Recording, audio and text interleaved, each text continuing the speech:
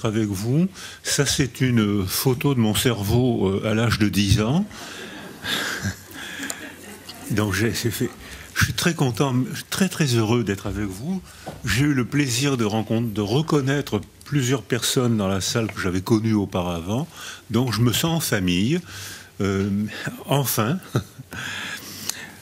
Alors, de quoi on doit parler ? Alors, on va essayer de parler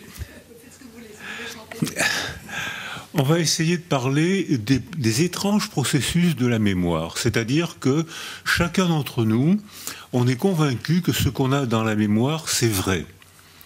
Eh bien, c'est vrai et c'est pas vrai. Voilà, c'est à peu près ce que je voulais vous dire. C'est ce qui va organiser mon exposé pendant les 5 heures que vous m'avez accordées. Alors, je vais faire un résumé pendant 4 heures seulement. Je vais parler un peu plus vite. Alors, la mémoire. La mémoire de son passé, c'est pas du tout le retour du passé, c'est la représentation du passé.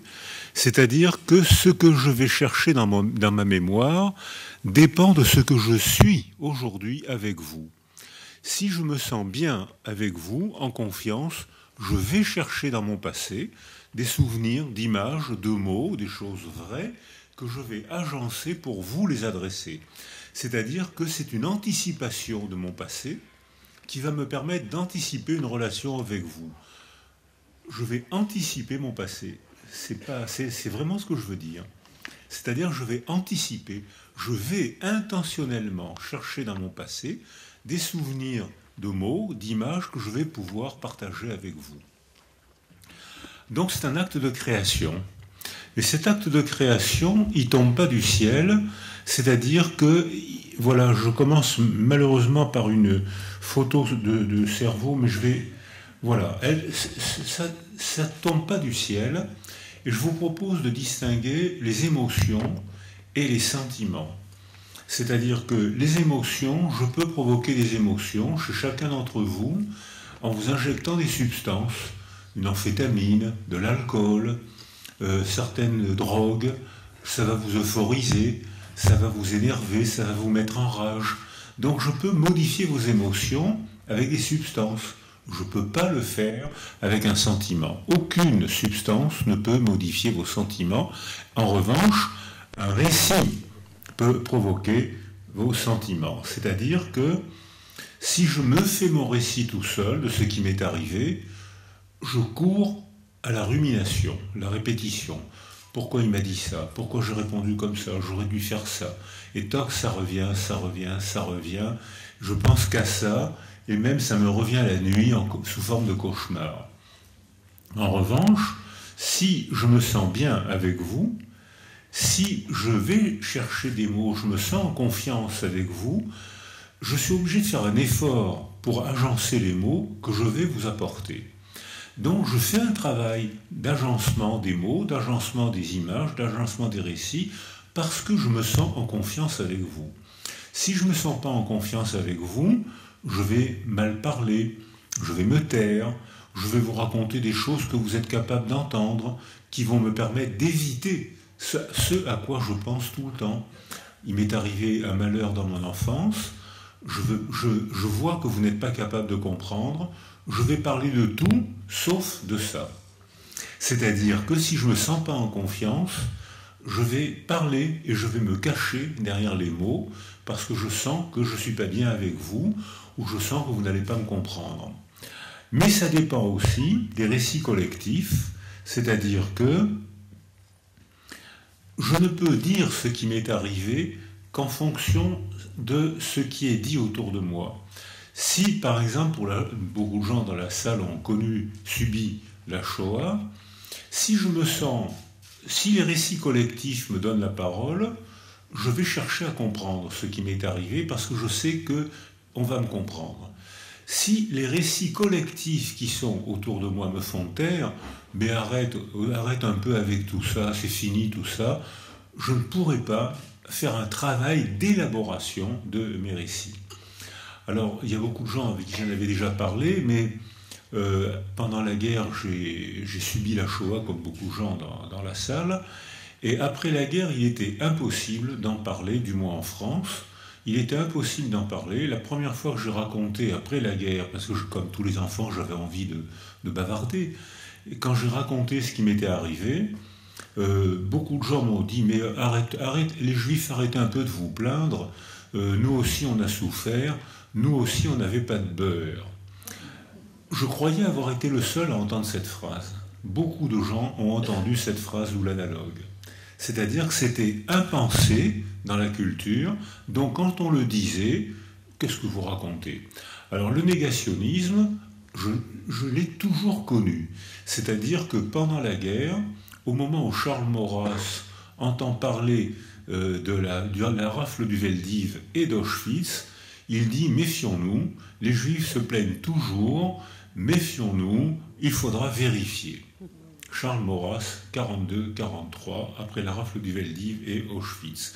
C'est-à-dire que le négationnisme commençait en même temps que 6 millions de morts, le négationnisme commençait en même temps. Donc c'est pas... Alors voilà ici les processus de mémoire. Alors vous avez bien sûr, là vous avez tous reconnu la Madeleine de Proust, hein, ça, parce que il est impossible de parler de la mémoire sans parler de Proust et de sa Madeleine. D'ailleurs, je crois qu'il a touché une subvention très forte de la part des fabricants de Madeleine, et c'est pour ça qu'il en parle beaucoup. Alors Proust trempe une Madeleine dans le thé, ou plutôt ça trempe une Madeleine dans le thé et lui tend la Madeleine, et quand des années plus tard, il trempe la Madeleine dans le thé, le souvenir de la Madeleine trempée dans le thé lui revient. C'est-à-dire que ce qu'il perçoit dans une relation agréable aujourd'hui évoque ce qu'il a perçu 20 ans, 30 ans auparavant. On fait tous ça. C'est pour ça que ce qu'on perçoit aujourd'hui évoque, c'est-à-dire c'est encore une fois l'anticipation du passé, ça évoque un souvenir. Alors, je vais vous raconter l'histoire de... On va l'appeler Audrey. Elle vit dans un pays, elle parle à peine, elle a, on va dire, 2 ans et demi, on va dire comme ça. Elle parle à peine et sa mère reçoit un colis piégé, le colis explose, les voisins accourent et voient la mère meurt en 3 heures. Et les gens, les pompiers, la police, les voisins, tout le monde se dit, qu'est-ce qu'on fait? Et la petite est dans un coin en train de jouer, et tout le monde dit, elle est trop petite pour comprendre. Qu'est-ce qu'il faut comprendre dans cette phrase? Qui est soigné par cette phrase? Les adultes. C'est la phrase du déni. C'est-à-dire que les adultes sont soignés. Elle est trop petite pour comprendre, c'est pas la peine de s'en occuper. À cet âge-là, on se remet de tout.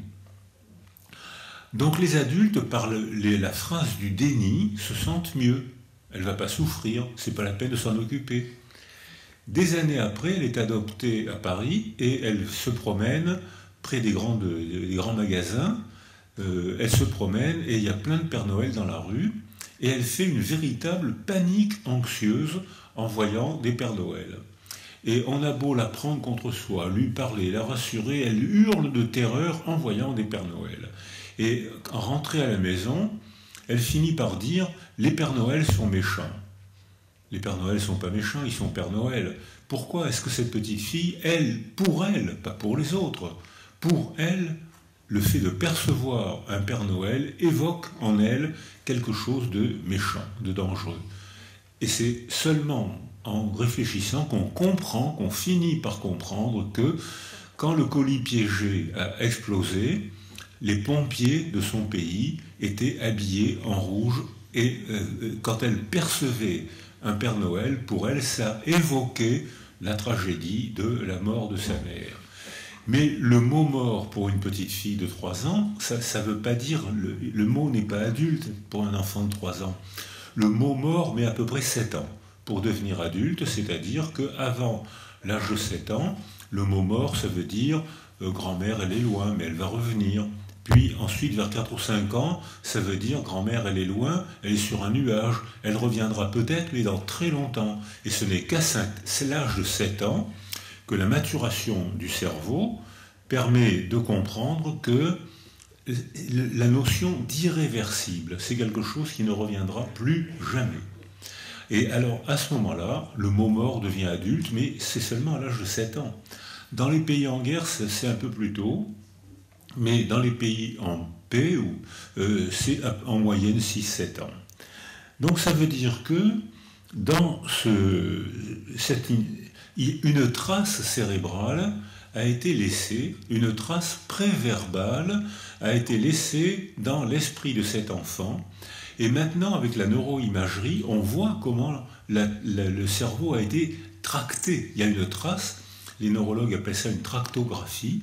On voit comment la même information finit par prendre un chemin privilégié et que percevoir un Père Noël, pour elle, à cause de son histoire sans parole, avant les mots, percevoir un Père Noël évoque une angoisse terrifiante, quelque chose de très grave, préverbal, il n'y a pas de mots à mettre là-dessus, n'empêche qu'elle déclenche une panique anxieuse chaque fois que quelque chose évoque la tragédie que nous, on ne comprenait pas, on a mis très longtemps à comprendre. Or, ces émotions-là, elles dépendent beaucoup de la manière dont on a été sécurisé avant la tragédie. C'est-à-dire que si au cours des premiers mois de la vie, on a été bien sécurisé, alors voilà ici, on sait maintenant, on a travaillé beaucoup avec les enfants sans niche affective, merci d'avoir rappelé ça, parce qu'effectivement, c'est une métaphore qui me tient à cœur, parce qu'elle explique beaucoup de choses. Les enfants qui n'ont pas eu la niche affective des derniers mois de la grossesse et des premiers mois de la vie. Parce qu'on sait maintenant que les bébés dans l'utérus communiquent. C'est-à-dire que comme une émotion maternelle se transmet au bébé, un stress maternel se transmet au bébé. Shaul Harel, que des gens connaissent peut-être dans la salle, qui est professeur de neuropédiatrie à Tel Aviv, que vous connaissez peut-être, Shaul Harel a pris 170 femmes qui consultaient pour syndrome psychotraumatique. Parce qu'en Israël, les syndromes psychotraumatiques ne manquent pas. Et tous les bébés qu'elles ont mis au monde avaient une altération cognitive. C'est-à-dire que c'est résiliable à condition d'en prendre conscience et à condition de sécuriser la mère et à condition de refaire un substitut, une niche affective autour du bébé. Mais si on ne fait pas la niche affective pour la mère et pour le bébé, à ce moment-là, l'enfant garde des traces, des altérations cognitives pendant très longtemps. Donc si on en prend conscience, on peut le rattraper. Si on n'en prend pas conscience, on laisse les deux se débrouiller et on ne le rattrape pas. Alors comment expliquer ça? C'est-à-dire que maintenant, il y a eu à Nice, il n'y a pas longtemps, un congrès stupéfiant sur neuroplasticité et résilience. Neuroplasticité, quand j'ai fait mes études de médecine, on nous apprenait qu'on arrivait au monde avec un stock de neurones et qu'on en perdait 100 000 par jour et qu'on finissait la vie avec un cerveau très diminué. Ça n'a aucune importance. Parce que quand on finira notre vie, vous savez qu'on a droit à 120 ans d'existence. Et que ceux qui partent avant 120 ans doivent déposer une réclamation. Donc on a le droit à 120 ans. Alors si je perds 100 000 neurones par jour, avec le nombre de milliards de connexions que j'ai, franchement, qu'est-ce que ça peut faire? Alors vraiment, ça n'a aucune importance, puisque de toute façon, on n'utilise que les circuits que notre éducation, nos relations ont tracés au cours de notre développement. Mais lorsqu'il y a une niche affective appauvrie au cours des derniers mois de la grossesse ou au cours des premiers mois de la vie, dernière semaine de la grossesse ou au cours des premiers mois de la vie, le lobe préfrontal n'est pas stimulé. C'est-à-dire que on voit que là, les synapses, c'est-à-dire les connexions entre les neurones, ne se font pas, et on a l'impression qu'il y a un trou. Ce n'est pas un trou, mais il y a une vacuité entre l'os et le cerveau. On a l'impression qu'il y a un trou. Et c'est important, le mot impression est important, parce que ça veut dire que si on réorganise la niche autour de l'enfant, parler, jouer, gronder, sécuriser, la vie quotidienne, si on réorganise une niche autour de l'enfant, les synapses se redressent et hop, le cerveau se regonfle.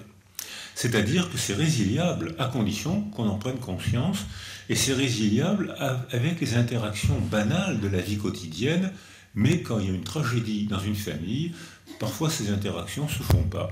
Quand la mère est morte, quand elle déprime, quand il y a la guerre, quand il y a la précarité sociale.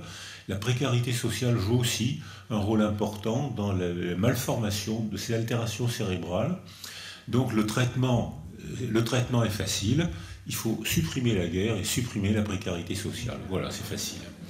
Alors, mais ça veut dire qu'on peut le faire. On le fait si on peut, mais c'est faisable. Ce qui n'empêche que lorsque des enfants ont été isolés précocement par une défaillance du milieu, la fonction du lobe préfrontal, c'est l'anticipation. Aller chercher dans son passé les mémoires, aller anticiper un rêve d'avenir.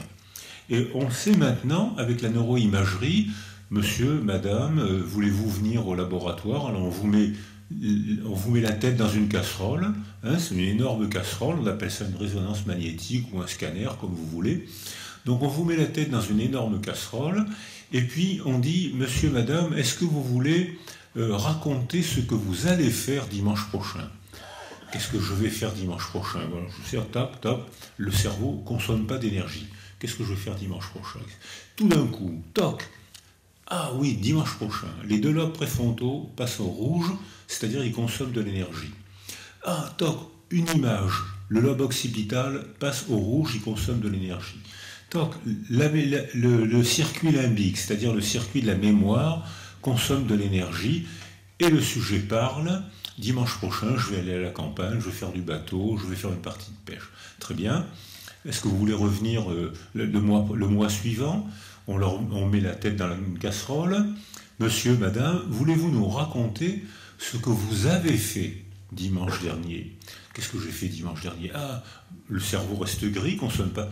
Ah oui, dimanche dernier, toc, les deux lobes préfrontaux consomment. J'étais en bateau, toc, les lobes occipitaux, les circuits limbiques, le sujet parle. Ce sont exactement les mêmes circuits cérébraux qui fonctionnent quand il s'agit d'aller chercher dans son passé des images et des mots pour faire un récit, ou quand il s'agit de rêver, d'anticiper ce que je vais faire. L'imagination et la mémoire du passé, c'est exactement les mêmes circuits cérébraux.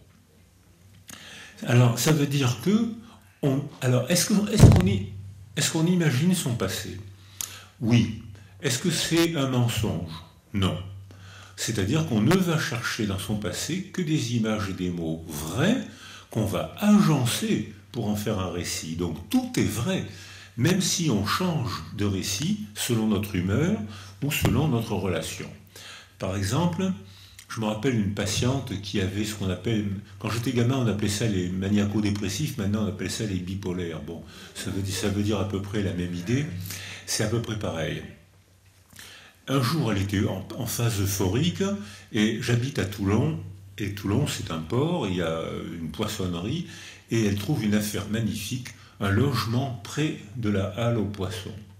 Elle achète ce logement, elle me dit c'est merveilleux, le matin, à 4 ou 5 heures du matin, je vois le petit peuple, les pêcheurs arriver, je sens la marée, je vois la vie du peuple, c'est merveilleux. Et puis paf, elle plonge, puisqu'elle est bipolaire, elle passe en phase mélancolique, très dépressive, et elle dit c'est affreux, j'ai acheté un appartement près de la halle aux poissons, je suis réveillé tous les matins à 4 heures du matin, et ça sent le poisson dès 5 heures du matin. C'est-à-dire que les mêmes faits sont interprétés de manière totalement différente selon son humeur du moment. Alors, Baudelaire, qui est un très bon neurologue, c'est un bon neurologue, je vais vous dire pourquoi tout à l'heure. Baudelaire dit « c'est au vin du présent qu'on parfume le passé ». C'est-à-dire que si je me sens gai, je vais vous raconter que des histoires gaies, et même si c'est des histoires douloureuses, ma manière de les raconter, si vous êtes sécurisé auparavant, notre relation vous a sécurisé, la manière de le raconter ne va pas vous angoisser. Si je suis malheureux, si je suis angoissé, et si je n'ai pas pu vous sécuriser auparavant, le même récit va vous angoisser. Alors, je dis ça à une dame parce qu'on a eu des discussions neurologiques tout à fait stimulantes. Alors, voilà ici une expérimentation Maintenant, on n'a plus le droit de faire des expérimentations. En France, on n'a plus le droit d'isoler des animaux comme on le faisait il y a 30 ou 40 ans. Mais je rappelle qu'il y a actuellement sur la planète 120 millions d'enfants abandonnés. Alors, on n'a plus le droit de le faire avec des animaux, ce que je trouve bien. Il y a 120 millions d'enfants qui sont privés de totale affection et placés dans des situations de totale privation sensorielle.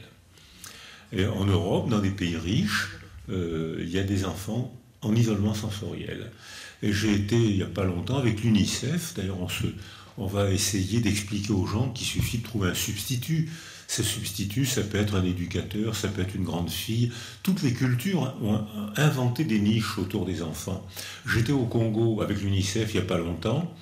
Alors les deux Congos sont en difficulté, mais le Congo Kinshasa est en plus grande difficulté que le Congo Brazzaville. Une difficulté, guerre chronique, tout le temps, et une guerre sans pitié, une pauvreté, $1 par jour pour vivre, une pauvreté extrême. Les bébés ne sont jamais laissés seuls, jamais. Il y a toujours, alors il y a la mère, mais la mère a besoin de travailler, donc très souvent elle part le matin pour chercher le dollar qui lui permettra peut-être de manger le soir, mais il y a des substituts, la culture a toujours inventé des substituts. Et alors un jour, je discute avec un substitut de 14 ou 15 ans, une grande fille de 14 ou 15 ans, et il y avait un bébé, et elle attrape, je ne sais pas comment elles font les Africaines, elle attrape le bébé par une aile, et elle le balance dans son dos, et puis toc, elle fait un nœud, et le bébé se retrouve coincé dans son dos. Et je me mets à parler, à bavarder de politique avec cette vieille de 14 ou 15 ans, qui m'explique la politique congolaise, qui est sans tendresse, et elle m'explique ça, et puis à un moment, elle se met à parler comme ça. Je me dis, tiens, c'est un rituel congolais que je ne connais pas. Et en fait, elle avait senti que le bébé avait émis un indice de malaise, je ne sais pas lequel, elle l'avait senti, et en parlant politique avec moi, elle était en train de bercer le bébé. Et le bébé, effectivement, s'est arrêté. C'est-à-dire que la niche affective était organisée par la culture. C'est-à-dire que nous, dans la culture occidentale, on isole les bébés, on leur donne dans leur chambre, tout seuls, ils ont très peur. Alors que dans les cultures congolaises ou dans les cultures asiatiques, un bébé n'est jamais laissé seul. Alors que nous, avec notre culture qui valorise l'individu, on pense qu'on va le laisser seul et il va bien se développer. Alors on ne peut pas faire d'expérimentation avec les bébés, même si la clinique fait des expérimentations souvent plus cruelles que le laboratoire, mais nous on ne peut pas le faire.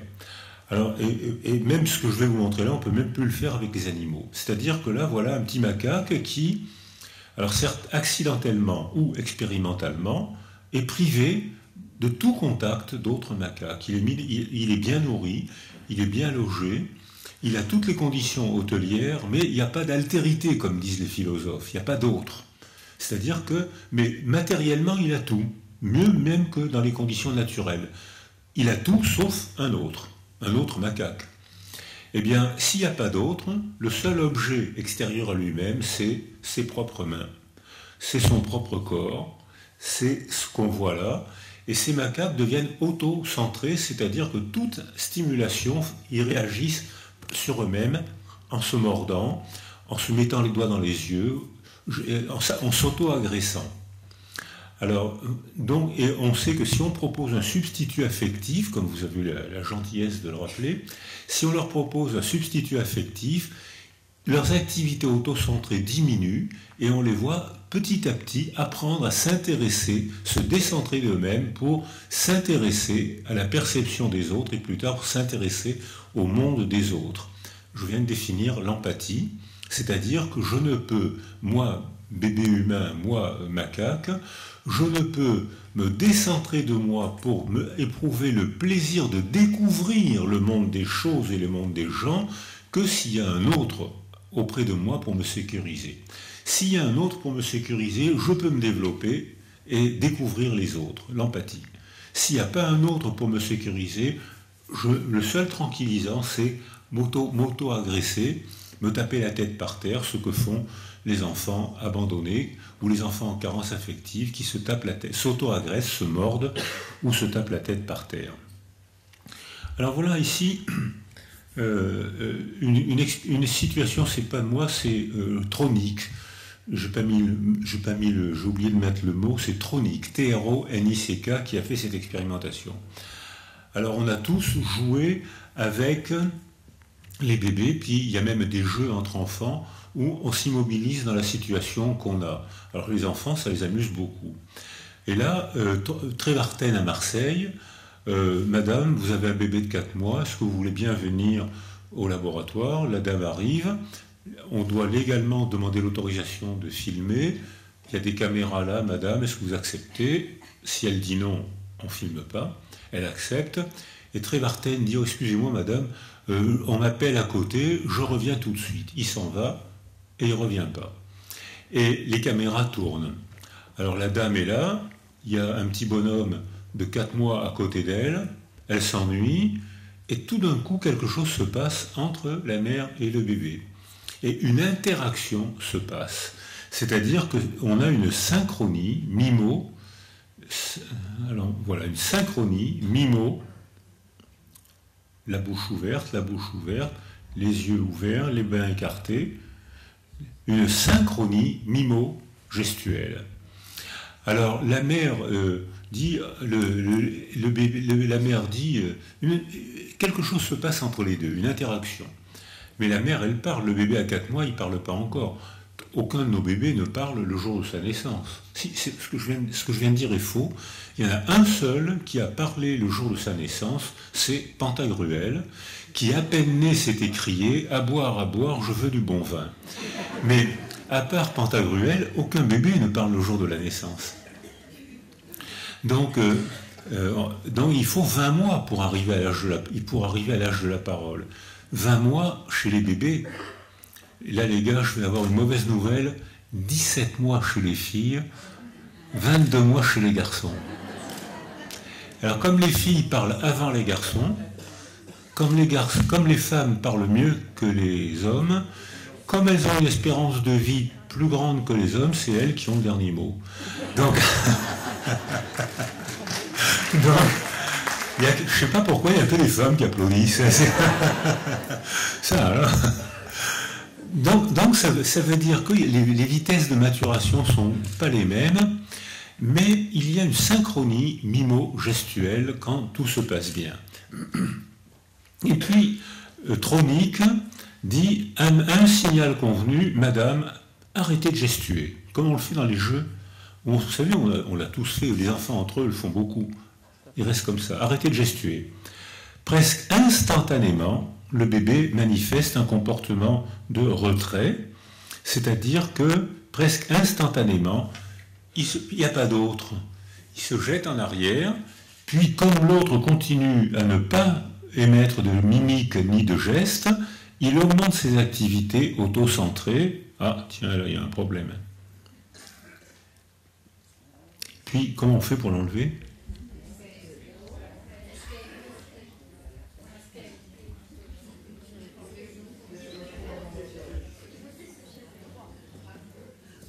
Mais non, bon, j'y arrive pas. Le magicien n'est pas là. Ah ben voilà, ça y est, merci.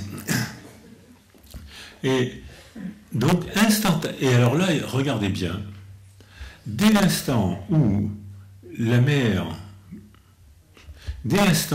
se remet à gestuer, il y a un rebond d'attachement, c'est-à-dire que le bébé retrouve enfin sa mère et à ce moment-là, il s'élance vers elle.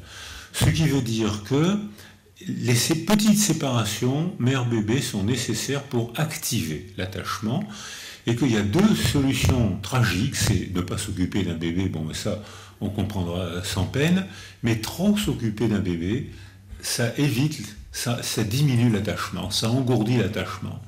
Et que beaucoup de mères trop dévouées finissent par engourdir l'attachement. Alors si le bébé est abandonné, là, on sera tous d'accord, il y a des altérations cérébrales graves qui commencent après 3 semaines d'abandon. C'est-à-dire que 3 semaines d'abandon, l'atrophie cérébrale commence. Ça va vite. 3 semaines. Donc, mais en revanche, trop s'occuper d'un bébé, c'est pas non plus le rendre service. Alors voilà ici le travail de Denis Offert. C'est-à-dire que Alors, il prend 77 adolescents âgés de 14 ans et il leur pose une cinquantaine de questions. Il en retrouve, à l'âge de 48 ans, il en retrouve 67. Et il leur repose les 50 mêmes questions. Les adultes ont complètement oublié ce qu'ils ont répondu à leurs questions. Ils comparent les deux questions, les deux questionnaires, j'en ai isolé 3. Est-ce que, à l'âge de 14 ans, est-ce que vous vous ennuyez à l'école?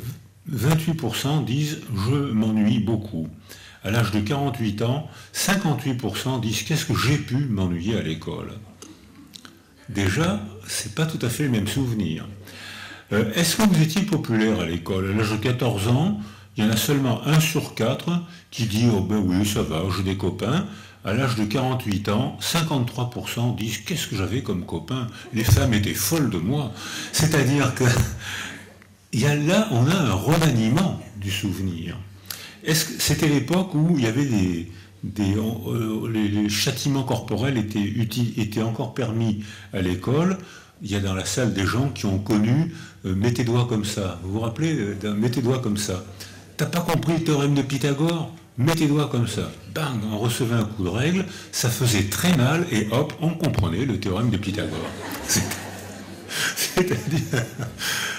Or, à l'âge de 14 ans, 82% des enfants disent qu'ils sont humiliés par les châtiments corporels. À 48 ans, ils ne sont plus que 30% à dire « j'en ai vu d'autres dans la vie, j'ai été humilié ».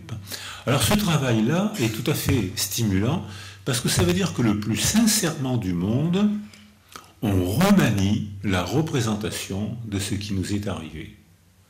C'est-à-dire qu'avec l'âge, tout à l'heure je disais le vin du souvenir, parfume le passé, et là je dis notre histoire, notre évolution remanie la représentation qu'on a de soi. Ce qui ne veut pas dire du tout qu'on ment. On agence autrement, comme pour ma patiente qui avait acheté son appartement auprès de la halle aux poissons. Alors, dans ce genre de situation, on voit que quelque chose se transmet. Et ce qui se transmet, si je fais le récit seul, je me rends prisonnier du passé. C'est ce qui se passe dans le syndrome psychotraumatique. C'est-à-dire, je ne pense qu'à ça, je ne mens pas. Au contraire, dans le syndrome psychotraumatique, je ne fais que réviser ce qui m'est arrivé. Je revois l'image traumatisante, je repense, pour ma part, c'était l'arrestation. Je repense à l'arrestation, je revois exactement le col des Canadiennes, le revolver, la torche, je révise. C'est une hyper-mémoire imprégnée, biologiquement imprégnée dans mon cerveau. Et ce qui est imprégné dans mon cerveau est supérieur à la vérité des archives. La mémoire narrative, dans ce cas, est plus fiable que la mémoire historique. Les historiens, vous le répéterez pas à Denis Péchanski, ça, mais les historiens font parler les archives. C'est-à-dire que, alors que dans la mémoire narrative, la partie imprégnée de la mémoire traumatique, elle est imprégnée dans le cerveau, comme Audrey avec les Pères Noël tout à l'heure, c'est imprégné dans le cerveau, c'est plus fiable que la mémoire historique, c'est plus fiable que la mémoire des archives. Exemple, quand Maurice Papon a eu son procès, il s'est défendu en disant que dans sa grande bonté, il avait fait commander des couvertures et des boîtes de lait condensé pour sauver les enfants. Et il a trouvé la facture, et c'est vrai, il a commandé, donc les archives parlaient en sa faveur. Il avait effectivement commandé des couvertures et des boîtes de lait condensé pour les enfants. Je les ai vues, ces boîtes de lait condensé et ces couvertures. Je les ai vues, puisque j'étais enfermé avec ces enfants. Cette couverture et ces boîtes de lait condensé servaient à rassembler les enfants pour mieux les mettre dans un wagon scellé pour les faire mourir à Auschwitz. C'est-à-dire qu'une archive qu'il a défendue, en fait, moi je témoigne que cette archive aurait dû l'accabler. Et pourtant, l'archive, elle était là. Donc on fait parler les archives. Et la mémoire narrative, alors la mémoire narrative, c'est imprégné. Mais ce qui est imprégné, c'est le détail, la fascination par celui qui veut nous tuer, hein, parce que si on parle de traumatisme, c'est qu'on pense à la mort, ou même qu'on y est. On est en agonie psychique, ça y est, une fraction de seconde et c'est fini, je vais mourir, je côtoie la mort. Je suis en agonie psychique avant même d'être en agonie physique. Je vais mourir, c'est fini.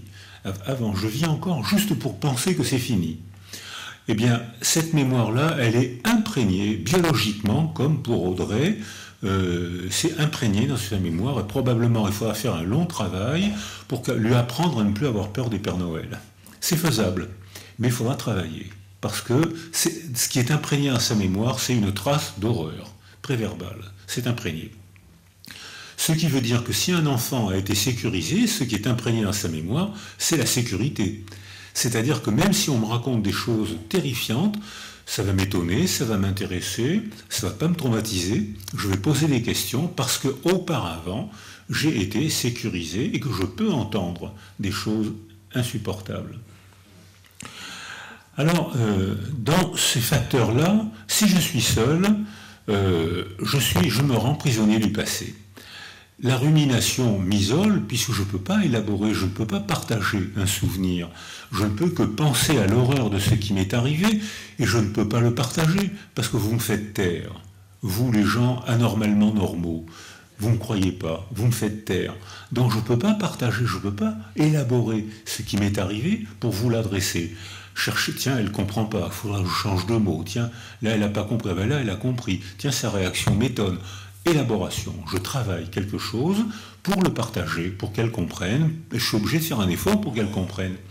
Donc j'élabore ce qui m'est arrivé, alors que dans le syndrome psychotraumatique, je révise, je répète, je renforce la mémoire traumatique au lieu de la partager et de l'élaborer. Ou alors, comme je le disais tout à l'heure, on peut agir sur la culture de façon à changer les récits culturels, qui vont donner la parole aux blessés et leur permettre de mieux s'en sortir. Alors, on voit que dans ces cas-là, on voit que il y a parmi nous des gens qui sont très sensibles et il y aurait un déterminant génétique à cette hypersensibilité. Alors Caspi, en 2003, c'est ma mère, c'est ma fonction, c'est ma mère d'attachement, c'est ma base de sécurité, c'est ma niche affective. Merci.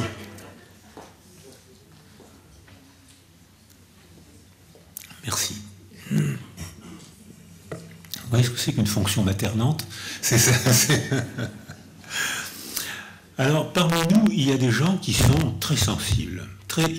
On leur parle gentiment, ils pleurent. On les invite au restaurant, ils pleurent. On les emmène à l'opéra, ils pleurent. On leur offre un bouquet de fleurs, ils pleurent. C'est pas une maladie, c'est un tempérament. C'est pas une maladie. Au contraire, pour eux, tout est un événement. Alors qu'au contraire, parmi nous, il y a des gens, il faut les secouer pour les émouvoir, il faut leur raconter des choses. Ils sont pas insensibles, mais ils sont peu sensibles. Alors, dans cette salle, 15% des gens, génétiquement, sont hypersensibles. Ils pleurent pour un rien. Bon, voilà, c'est comme ça. Alors, si on les sécurise, si on leur donne un milieu stable, et ben voilà, ils pleurent pour un rien. Et c'est pas grave, c'est un tempérament, ils ont les larmes aux yeux pour un rien, c'est pas une maladie.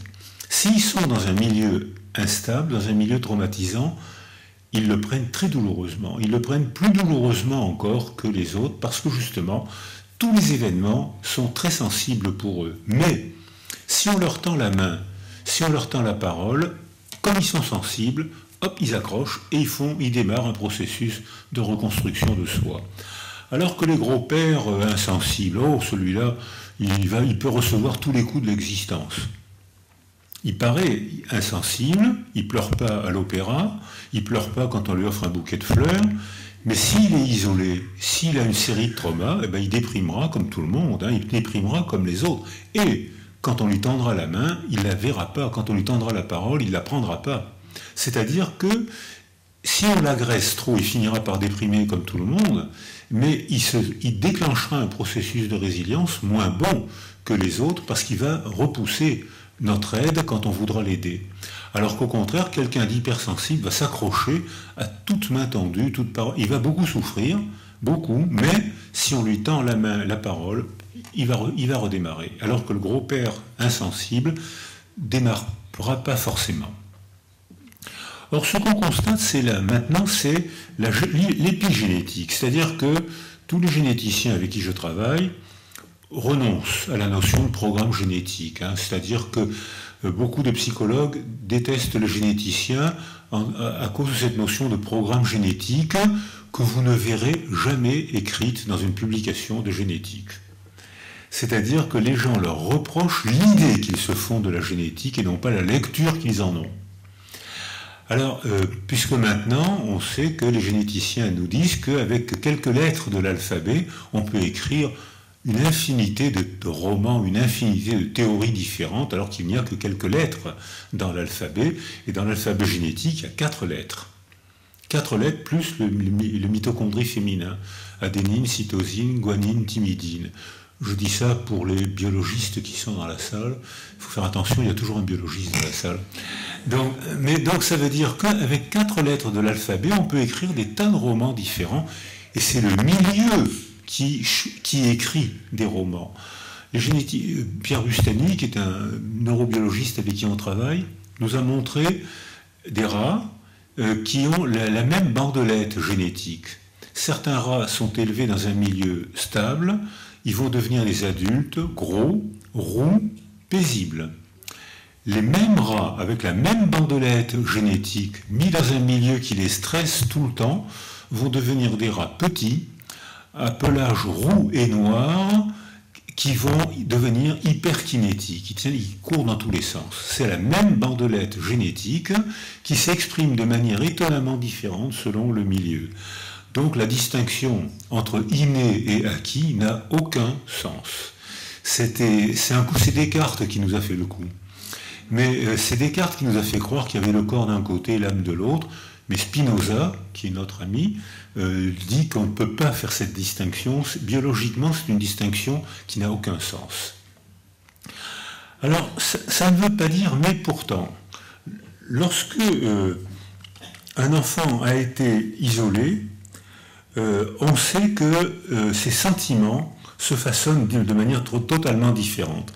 Et alors là, je ne parle pas de biologie, je parle de sentiments, c'est-à-dire d'émotions ressenties dans le corps, mais provoquées par un récit, provoquées par une représentation verbale. Alors là, c'est plus une substance qui provoque l'émotion, c'est une représentation verbale qui provoque une émotion. Vous me suivez? C'est exactement comme quand on va au théâtre ou au cinéma. On sait que c'est pas pour de bon, et pourtant qu'est-ce qu'on est ému, on pleure, on est bouleversé, et pourtant on le sait bien que c'est pas pour de bon. On est dans son fauteuil, on sait que c'est un écran, et on est bouleversé. La représentation d'images, la représentation de mots, a un pouvoir émotionnant supérieur à la biologie. C'est-à-dire que les substances qui vont vous mettre en colère, je vous donne des amphétamines, vous allez facilement vous mettre en colère. Je vous mets en hypoglycémie, vous allez facilement vous mettre en colère. Je vous donne du vin blanc, je sais que ça va vous euphoriser. Donc c'est des substances qui vous modifient. Or, avec un récit, je peux provoquer des émotions. Sauf que les substances s'éliminent, c'est moins durable, alors que le récit se met dans la mémoire, et là c'est beaucoup plus durable. Et quand je me fais de moi, ce que dans les théories de l'attachement, on appelle un modèle interne opérant, c'est une manière prétentieuse de faire croire qu'on a compris quelque chose, mais ça veut dire simplement l'idée que je me fais de moi prescrit ma manière d'entrer en relation avec vous. Je me fais de moi l'idée que je suis minable. Comment voulez-vous qu'une femme m'aime? Regardez qui je suis, regardez comment je suis. Comment voulez-vous qu'une femme m'aime? Donc j'ai peur des femmes. Et parce que si par malheur j'établis une relation d'intimité avec une femme, elle va découvrir que je suis minable. Donc j'en veux aux femmes, je leur en veux parce qu'elles me mettent en danger. Donc voilà, ici, alors qu'au contraire, regardez, je suis merveilleux, je suis chevelu, blond, mince, enfin je suis très bien. Les femmes sont folles de moi, et donc j'arrive, et j'attends qu'elles expriment leur admiration pour moi. Regardez, c'est normal qu'elles m'admirent quand même. Donc j'attends, c'est-à-dire que la manière, l'idée que je me fais de moi, anticipe l'attente que j'ai de notre relation. Donc même dans l'imaginaire, vous agissez. Donc ça veut dire que, sauf que cette idée que je me fais de moi dépend des interactions précoces. Si j'ai été sécurisé au cours des premiers mois de ma vie, j'ai confiance en moi, j'ai acquis une petite confiance en moi, et même si j'ai un malheur, et la vie n'en manque pas, même si j'ai un malheur, eh bien, je souffre dans le réel, mais j'attends que quelqu'un me tende la main et je ne vais pas la rater. Quelqu'un me tende le mot, je vais parler. Donc je garde l'espoir en moi, même si je souffre. Je souffre, mais j'ai été aimé, donc je suis aimable. Donc j'attends. Je vais voir. Et puis une occasion va se présenter. Et les enfants qui ont été sécurisés précocement, quand ils ont l'inévitable malheur de la vie, ne sont pas traumatisés. Ils souffrent. C'est une épreuve. C'est pas un traumatisme. Dans le traumatisme, je dois être en agonie psychique. Alors que dans l'épreuve, je souffre, mais je reste moi-même. L'épreuve, j'ai été collé au bac. Alors ça, vraiment, je m'en veux. Hein. J'ai été collé au bac, j'ai pas assez travaillé, j'ai trop joué au foot, voilà. Je suis pas content, je suis dans l'épreuve. Je suis pas traumatisé. Dans le traumatisme, je suis mort. Pourquoi voulez-vous que je vive? Ça vaut pas la peine, j'y arriverai jamais, je pourrai jamais surmonter ça. C'est pas pareil. Mais ça implique une relation, c'est-à-dire qu'on ne souffre jamais tout seul. Et quand on croit qu'on souffre seul, c'est qu'on se laisse aller à la souffrance, et là, ça devient grave, parce que là, on se laisse glisser. Mais, par exemple, dans la honte, dans la honte, ce sentiment-là est provoqué par une représentation, c'est pas provoqué par une substance. Je suis minable, vous pensez que je suis minable, la culture dit que je suis minable, j'ai honte. En revanche, s'il m'est arrivé, et le fait que j'ai honte modifie ma relation, puisque j'ai honte, donc je me mets à distance, j'évite votre regard, je bafouille en parlant, je ne m'impose pas, et je confirme, je fais une prophétie autoréalisatrice, c'est-à-dire que je confirme, je crée ce que je crains. Je vais rater notre relation, parce que je crains de la rater. Donc je vais la rater, je crée ce que je crains. Or, cette relation de manque de confiance en moi me vient soit de mon enfance, j'ai été seul, personne ne m'a aidé, donc je ne suis pas aimable, personne ne peut m'aimer, ou vient aussi de la manière dont on parle de moi, de ma famille et de mon groupe social. Oh oui, mais il vient, regardez d'où il vient, comment voulez-vous qu'il s'en sorte? Il ne peut pas s'en sortir, regardez sa famille, regardez son quartier. La manière dont la culture parle de ce qui m'est arrivé participe à ma honte. Alors, donc, ça veut dire que c'est remaniable à condition d'agir sur les trois temps du récit. Récit intime, à bouche fermée, récit partagé dans l'intimité, à condition qu'on ait une relation de confiance, et récit culturel sur lequel on peut agir avec les romans, avec les films, avec les livres. On peut agir sur la culture. On peut modifier une culture. Regardez le pouvoir du cinéma, à quel point un film peut modifier la représentation qu'on a. Alors, on voit que cette manière de parler de soi, il y a des tuteurs de résilience. Je propose de distinguer, dans le récit partagé, je propose de distinguer les tuteurs de résilience explicites et les tuteurs de résilience implicites. Les explicites, c'est ceux qui se forment pour aider. Éducateurs, psychologues, médecins, assistantes sociales. On se forme pour aider. On se propose à l'enfant, à l'adulte blessé, qui ne nous accepte pas toujours. Statistiquement, il nous accepte, mais parfois, ça ne colle pas, parce qu'on ne lui plaît pas, parce que c'est une mauvaise période, parce qu'on s'est mal présenté, etc. Il y a les tuteurs de résilience implicites. Alors là, c'est l'enfant, c'est le blessé qui choisit celui qui va lui servir de tuteur de résilience. Par exemple, j'ai accompagné Sandra Cabral, qui est une de mes élèves, qui est devenue professeure maintenant à São Paulo. Elle est professeure à Rio. Les plages de Rio sont moins belles que les plages de Tel Aviv. Et je vous assure que c'est vrai. Tout le monde parle de Copacabana, mais alors que j'aime beaucoup le Brésil. J'aime vraiment. C'est un pays. Ceux qui n'ont pas été dans le Brésil, au Brésil, vous devez y aller. C'est un pays magnifique. C'est un pays merveilleux avec des gens adorable, cultivé, mais malheureusement, il y a un grand danger au Brésil, faites attention, c'est la cachaça, c'est-à-dire, c'est un petit rhum, un petit alcool de rhum. Heureusement que je ne suis pas brésilien, parce que là, vous ne pourriez trouver aucune raison pour m'empêcher de boire. Mais à part ce danger, le Brésil est un pays merveilleux.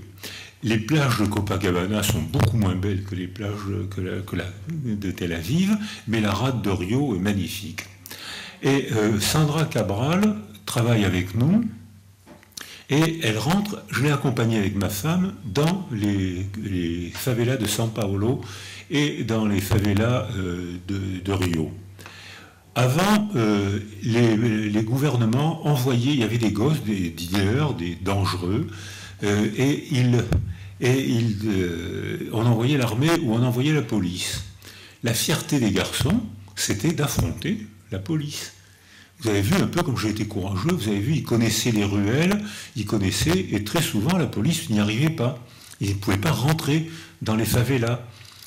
Et les deux derniers gouvernements ont changé de politique et ils envoient les danseurs, les guitaristes et les footballeurs.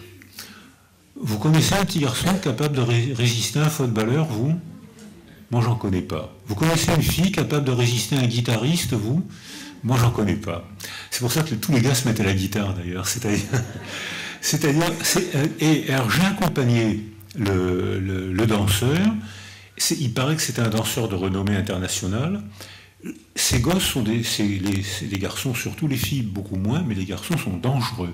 C'est-à-dire qu'à 16 ans, ils sont d'une violence inouïe, d'un courage physique stupéfiant. Leur violence est encore augmentée par 3-4 sous-lieutenants qui les admirent et qui augmentent leur force. Ils prennent le pouvoir par la force, ils font régner la terreur dans les quartiers et ils prennent le pouvoir. Ils ont 3, 4, 5 femmes, toutes enceintes, âgées de 13, 14, 15 ans. Ils sont très riches et ils meurent en moyenne à 22, 23 ans. Ils s'appellent les seigneurs de la rue.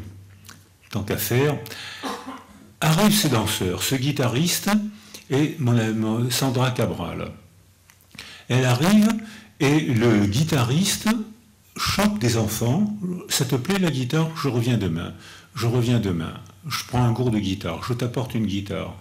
Et un jour, elle a fait assister à un concert dans les favelas de São Paulo et de Rio. Bach, Jean-Sébastien Bach, par ces voyous qui avaient appris Jean-Sébastien Bach, mais qui avaient quand même aménagé, arrangé avec un petit air de samba. C'était le Brésil quand même. Hein. C'était beau à pleurer. C'était beau à pleurer. C'était magnifique de voir ces voyous qui étaient transformés par Jean-Sébastien Bach. Et ensuite, le guitariste, le footballeur leur dit « D'accord, je t'entraîne, mais tu sais, il y a d'autres méthodes pour gagner de l'argent. On peut apprendre un métier. L'école est là, on va t'accueillir. » 50% des enfants ont été scolarisés en 5 ans. Donc c'est possible. C'est pas facile, mais c'est possible. Alors donc on peut regagner, et ça c'est des tuteurs de résilience explicites qui peuvent le faire. Alors voilà, ici, je parlais des récits collectifs. Voilà, ça c'est un travail, j'ai encore oublié de mettre son nom, c'est Magaï, M-A-G-A-I, Tréma, qui a fait ce travail. Et on peut évaluer les styles affectifs. Pour un enfant et pour nous, d'ailleurs, le style affectif, c'est très important parce que c'est une manière de se socialiser. Si on a un attachement sécure, on va vers les gens, on parle, même les bébés préverbaux, on va vers les gens, on parle, il y a des tours de parole, on attend que l'autre ait fini sa phrase, et hop, il y a des tours de parole qui se font, et on s'harmonise très très bien. Et même les bébés préverbaux, Daniel Stern avait fait un très joli travail comme ça, sur les bébés préverbaux, comment ils comprennent ce qui plus tard va être la parole, et ils se synchronisent, donc ils se mettent en disposition spatiale pour apprendre à parler. Alors qu'au contraire, les évitants, c'est-à-dire 20% des enfants, ont un peu peur de l'autre, ils ne bougent pas, ils sont inhibés, elles parlent, ils ne bougent pas, et ils se périphérisent, ils se mettent contre le mur, ils évitent le contact, et ils se mettent eux-mêmes en disposition spatiale de mal apprendre à parler. Et on voit que donc on peut évaluer ces styles d'attachement. Il y a des tests, des comportements, des tests qui ont été validés statistiquement. Et Magaï fait une comparaison entre des Noirs américains et des Noirs européens et des Noirs africains. Et elle constate que les Noirs américains, après 65 ans, 80% d'entre eux ont un attachement évitant. 25% en Europe, 20% en Afrique. Donc l'apartheid est interdit maintenant par la loi aux États-Unis, mais il n'est pas supprimé des relations. Et il y a des petits comportements de rejet. Alors bien sûr, les Noirs ne vont pas au commissariat. C'est une manière de ne pas dire bonjour, c'est une manière de... C'est quelque chose qui nous échappe. Il s'est senti, ça passe très bien, c'est ressenti, et ça finit par être une usure de l'âme. Et les gens en ont marre, les gens finissent par chercher l'indifférence. Alors voilà ici mon frère d'âme, Georges Perec, c'est-à-dire qu'il a eu une enfance étonnamment proche de la mienne, et il dit que quand la culture nous fait taire, on ne peut pas tout dire. Alors il appelle ça l'encryptage, ça a été repris par les psychanalystes, notamment Maria Torok, et il dit je parle, mais je ne peux partager avec vous que ce que vous êtes capable de comprendre. Toute la partie que je ne peux pas vous dire parce que vous êtes sourd, parce que ça vous gêne, parce que le déni vous encourage à me faire taire, toute cette partie-là, je la mets dans une crypte. En revanche, vous croyez que je suis bien parce que je parle. Je ne sais pas si vous avez lu Georges Perec. Si, il faut le lire. Hein, c'est une écriture cryptée. C'est une écriture cryptée. Tout a un sens, mais c'est un sens caché. Donc il faut faire attention à ce qu'il dit. Par exemple, il y a plein de petits points. Par exemple, au moment du texte, il y a une page blanche. Qu'est-ce que ça veut dire? Pourquoi une page blanche? C'est la crypte qu'il en trouve tout doucement. Et donc Georges Perec avait une très bonne apparence. J'ai un de mes amis qui l'avait comme archiviste à Paris, à l'hôpital Saint-Antoine. C'était un homme délicieux, c'était un homme très bon professionnel, avec un humour. Je ne sais pas si vous avez lu le jet de tomate sur la cantatrice. Vous devez le lire. C'est un petit livre de 20-30 petits feuillets de 20-30 pages. C'est un livre dangereux parce que c'est un livre, on peut mourir de rire tellement. Donc faites attention, lisez-le lentement, mais ne le lisez pas seul. Et donc cet homme délicieux souffrait tous les soirs en secret parce qu'il y avait une autre partie de son âme qui n'était pas partageable et qu'il appelle la crypte. Alors voilà ici. Alors, on va s'expliquer tout à l'heure. Primo Levi ne meurt pas à Auschwitz parce que probablement c'est un chimiste qui est déjà connu et qu'il évite la marche de la mort. Quand Auschwitz est libéré, les Allemands lui demandent de rester au camp pour faire les papiers. C'est la culture allemande, il faut faire les papiers d'abord. Donc il ne meurt pas, alors que beaucoup d'autres sont morts pendant la marche forcée, morts de faim, morts d'arrêt cardiaque, ou morts de balle, ou de froid. Et lui, il ne meurt pas. Et quand il rentre chez lui, à Turin, il a la rage au ventre. Il dit, mais je ne peux pas ne pas témoigner, je ne peux pas faire comme si de rien n'était. Ce que j'ai vu, je dois le raconter, comme dit Elie Wiesel très, très joliment. Il m'est interdit de me taire, mais il m'est impossible de parler. Il m'est interdit de me taire, parce que je ne peux pas me faire complice d'un crime pareil. Je ne peux pas, il faut que je témoigne. Il m'est interdit de me taire, mais c'est impossible de parler, parce que moi j'ai du mal à le dire, et parce que vous, les normaux, vous avez du mal à l'entendre. Tout le monde est complice du déni, du silence qui a caractérisé tellement de familles. Et alors, il dit, je vais témoigner. Il témoigne, il va dans les écoles, il raconte, il est capable de poésie, personne ne le lit. Vous savez combien son livre a fait en 1947 ? 700 exemplaires. Personne ne l'a lu. Personne. Insupportable, sans intérêt. Auschwitz, insupportable, sans intérêt. Personne ne voulait le lire. Les éditeurs ne voulaient pas le publier. Et quand il a publié, personne ne l'a lu parce que c'était insupportable. Il va dans les écoles, il témoigne. Et au bout d'un certain moment, il écrit dans Rescapé naufragé, il écrit « Je n'en peux plus » de répéter toujours la même chose. Avec sa femme, c'est une grande souffrance supplémentaire. il se suicide. C'est-à-dire que sa stratégie fait qu'il n'avait fait que aggraver la souffrance d'Auschwitz. Jorge Semprún,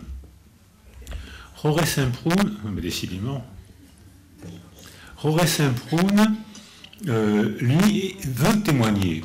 Il était communiste, donc même à Auschwitz, c'était plus supportable parce que les communistes étaient entre eux, parce qu'ils étaient moins, ils s'entraidaient, ils étaient mieux nourris, ils partageaient la nourriture entre eux, donc les communistes ont moins souffert. Les communistes non juifs ont moins souffert. Mais enfin, il était quand même, il n'était pas à Auschwitz, il était, je ne me rappelle pas où, Ravensbrück.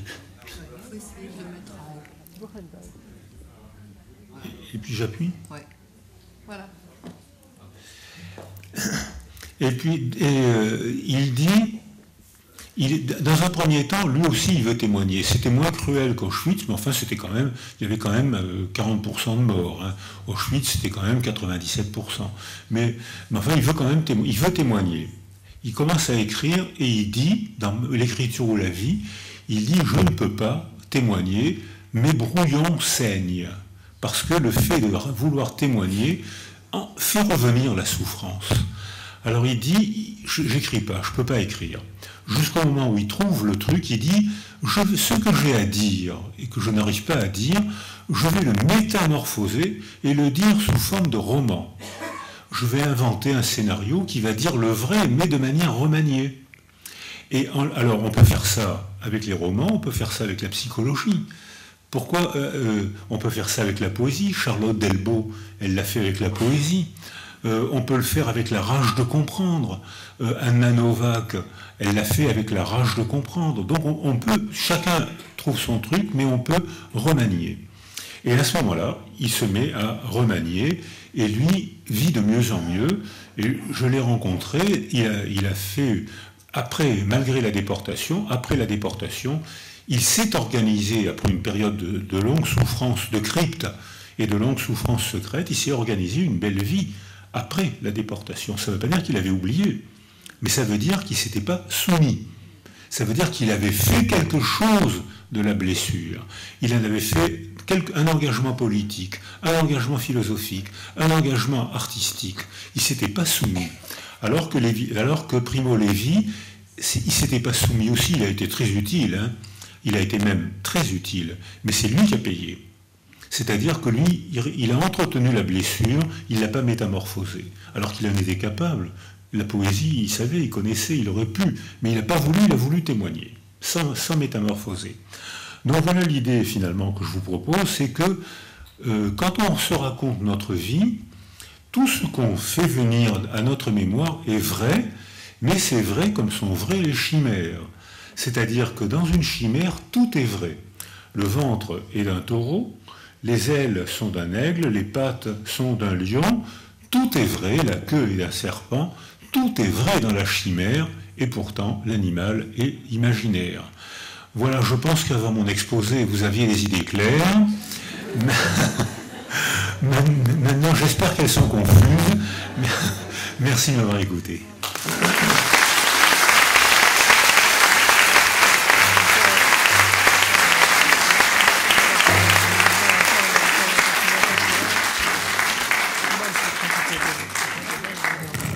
Comme ça. En tout cas, je ne vais pas m'exprimer ni sur la confusion ni sur la clarté, mais sur magnifique cadeau de sincérité, de chaleur humaine que vous avez partagé avec nous, et je crois que ça a trouvé un écho chacun de nous à un moment de nos confrontations personnelles, et ça a toujours une très grande importance. Alors merci infiniment. On va passer aux questions. Allez-y.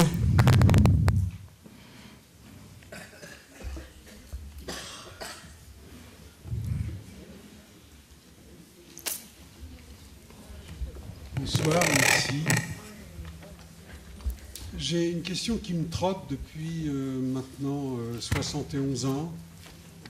Non, parlez dedans, c'est bien. Oui. Voilà, parlez fort dedans. Donc j'ai une question qui me trotte depuis 71 ans, et notamment depuis que j'ai fait mon alia en Israël. Il y a Siemens qui a financé la construction d'Auschwitz, Et il y a BMW qui est une entreprise familiale qui est dirigée par des gens qui étaient nazis et qui existent pour certains encore malgré leur grand âge. Et en Israël, Siemens se vend très bien, je l'ai vu partout, et je vois des BMW. Donc est-ce que c'est un déni? Comment on explique ça? Vous avez compris ma question parce que vous êtes meilleur que moi. Alors, merci pour cette question, parce qu'effectivement, beaucoup de gens qui ont subi la Shoah ne peuvent pas acheter de Mercedes ni de BMW. Parce que, c'est ce que je proposais tout à l'heure, ce qu'ils perçoivent, comme la Madeleine de Proust, ce qu'ils perçoivent évoque un passé insupportable. Alors que beaucoup de jeunes, pour eux, ce qu'ils perçoivent n'évoque pas le même passé. C'est-à-dire que pour beaucoup de jeunes, au contraire, la BMW ou la Mercedes symbolisent la réussite sociale et la réussite technologique. Alors que pour les gens de la génération, de ma génération ou de la génération de nos parents, la Mercedes ou la BMW évoquent un souvenir insupportable, la disparition de pratiquement toute notre famille, ou en tout cas d'un très grand nombre de membres de notre famille. Donc c'est la Madeleine de Proust.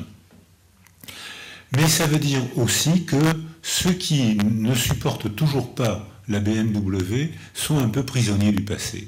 C'est-à-dire que ils n'ont pas pu remanier l'horreur. Peut-être parce qu'ils ne l'ont pas dit, peut-être parce qu'ils n'en ont pas parlé, peut-être parce qu'on les a fait taire, peut-être parce que les cauchemars ont été trop forts. Je pense que ces gens-là font partie quand même de ceux qui sont encore prisonniers du passé. Quand on va en Allemagne, les jeunes Allemands sont très courageux et très honnêtes. C'est-à-dire que le discours public des Allemands, il y a le monument à la Shoah, il y a la rue Ben Gourion, il y a le musée du judaïsme qui est très beau, très intéressant. Et les jeunes Allemands sont très courageux. Pas de discours possible, gros courage dans le discours public, silence dans le discours familial. Parce que dans la proximité affective donne trop de poids aux mots. Je peux dire en public des choses que je ne peux pas dire à mes enfants. Je peux dire en public avec la distance affective. Alors les enfants le prennent mal souvent parce qu'ils disent comment ça se fait que j'ai appris par mon oncle ou j'ai appris par la radio des choses que tu ne m'as pas dit. Parce que c'est avec les gens les plus importants de notre vie qu'on s'exprime, qu'on s'explique le plus mal. Parce que le poids des mots est beaucoup trop grand avec les gens qu'on aime. Si je les aime pas trop, ben je leur dis ce que je pense. Ils sont pas contents, bon, c'est pas grave, ça me plaît pas, mais c'est pas grave. Si les proches se blessent, là c'est grave. Donc je peux pas dire aux gens importants, je peux pas leur dire n'importe quoi, il faut que je fasse attention aux mots. Donc ça veut dire aussi que peut-être ces gens, encore prisonniers du passé, n'ont pas trouvé autour d'eux le lieu de parole qui leur aurait permis de se libérer un peu du poids du passé.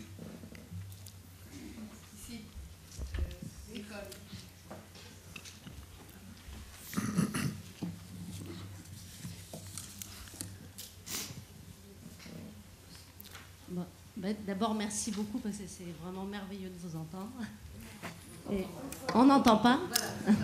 Et en fait, ma question, c'est, vous avez répété à plusieurs reprises que le moment de la sécurisation pour l'enfant, c'était dans les dernières semaines de la grossesse et les premiers mois de la vie de l'enfant. Je voudrais savoir si un enfant est confronté à un problème d'abandon ou de traumatisme dans les années qui suivent cette période-là, qu'est-ce qu'il en est de... Si un enfant est abandonné, subit l'abandon ou le manque affectif ou d'autres traumatismes après cette période-là, c'est-à-dire après les premiers mois à un âge plus avancé, qu'est-ce qu'il en est de son devenir affectif et de sa confrontation à la vie? Alors, oui, vous avez raison, c'est la question logique, donc c'est la question qu'on s'est posée. Et effectivement, quand on demande aux enfants ou aux adultes, les récits de vie sont tous passionnants. Tous les juifs ont un roman dans la tête. Et parfois c'est un roman douloureux, mais beaucoup ont réussi à le métamorphoser en témoignage, en écriture, en œuvre d'art, en engagement politique, etc. Or, quand on parle avec des adultes qui ont été des enfants abandonnés, on constate que les moments d'abandon sont des trous de mémoire. C'est-à-dire, il n'y a de mémoire que s'il y a une relation affective. Je ne mets dans ma mémoire que vos sourires, vos colères, vos mots. S'il n'y a personne autour de moi, je ne mets rien en mémoire. Et quand plus tard je ferai un récit une autobiographie ou un récit de ma vie, il y aura des moments clairs et des moments étonnamment sans mémoire, des moments troués qui correspondent aux moments d'isolement affectif. Alors l'affectivité, c'est l'éveil, le stimulus de la mémoire. Ce qui n'empêche que la parole a une fonction bien plus affective qu'informative. Et la parole affecte. Elle informe un peu aussi, mais si on devait ne parler que par information, on ferait du morse. Hein. Or, on a besoin de se voir pour parler, parce que j'ai besoin de vos sourires, de vos mimiques, de vos incertitudes. Voilà, même si vous ne dites pas un mot, vos mimiques faciales m'encouragent à... Voilà, il est d'accord. Donc ça veut dire que la parole est une interaction affective. Or, donc ça veut dire qu'on peut remanier la mémoire. Donc la mémoire traumatique, c'est l'empreinte biologique comme Audrey et ses Pères Noël. Ça, c'est l'empreinte biologique. Ou comme des gens dans la salle, ou comme moi, quelque chose qui est imprégné dans la mémoire. Mais tout autour, c'est le halo incertain qu'on peut remanier. Donc on peut ne pas être prisonnier du passé, à condition qu'autour de nous, des gens nous donnent la parole. Mais il y a un piège de la mémoire. C'est que, par exemple, je peux associer dans la mémoire deux sources de mémoire différentes. Je peux dire, je me rappelle très très bien ce film, je me rappelle très très bien, on était ensemble au cinéma quand on a vu ce film. Vous vous rappelez? Mais non, on n'était pas ensemble. Mais si, on était ensemble. Parce que, en fait, je me rappelle le film et je me rappelle la discussion qu'on a eue de ce film. Et ces deux sources de mémoire différentes, j'en fais une seule source. On était ensemble quand on a vu ce film, ce qui n'est pas vrai. Et pourtant, les deux sources de mémoire sont vraies. J'ai vu le film, j'en ai parlé avec vous. Les deux sources de mémoire sont vraies. Et pourtant, c'est la chimère. Avec deux sources de mémoire vraies, je fabrique un souvenir qui n'est pas vrai. Non, je mal dis. Je fabrique un souvenir qui est vrai, mais qui ne correspond pas au réel. Alors, quand j'ai écrit mon livre sur La vie t'appelle, j'ai fait une enquête, je me suis posé ce problème, et j'ai retrouvé les lieux de mon enfance, j'ai retrouvé des gens, j'ai confronté avec les archives. Alors, toute la partie traumatique était gravée. Mais toute la partie représentée était remaniée. Par exemple, je me suis échappé, au moment du transfert pour Drancy et Auschwitz, je me suis échappé de la synagogue de Bordeaux. Et au moment, dans ma mémoire, j'ai un souvenir archi clair, je dégringole les marches de la synagogue comme dans les marches du cuirassé Potemkin. Vous avez vu le film?